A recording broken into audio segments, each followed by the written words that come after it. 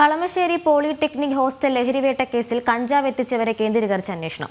പുറത്തുനിന്നുള്ള ലഹരി mafia college വിദ്യാർത്ഥികളെ കാരിയർമാരാക്കുന്നുവെന്നും പോലീസ് പറയുന്നു. പൂർവ്വ വിദ്യാർത്ഥികളും നിരീക്ഷണത്തിലുണ്ട്. കളമശ്ശേരി പോളിടെക്നിക് ഹോസ്റ്റലിലേതുപോലെ മറ്റ് നിരവധി കോളേജുകളിലും കോളേജ് ഹോസ്റ്റലുകളിലും കഞ്ചാവ് വിൽപ്പന നടക്കുന്നതായാണ് വിവരം. ഇതിനൊപ്പം MDMA ഉൾപ്പെടെയുള്ള മാരക ലഹരി വസ്തുക്കളും കലാലയങ്ങളിൽ എത്തുന്നുണ്ട്. കോളേജ് സ്കൂൾ വിദ്യാർത്ഥികളെ ഒരുപോലെ കരിയർമാരാക്കിയാണ് ഇടപാടുകൾ. വൻതോതിൽ കഞ്ചാവ് ഹോസ്റ്റൽ മുറികളിൽ എത്തിച്ച് ചെറിയ പാക്കറ്റുകളിലാക്കി വിതരണം ചെയ്യുകയാണ് ചെയ്യുന്നത്.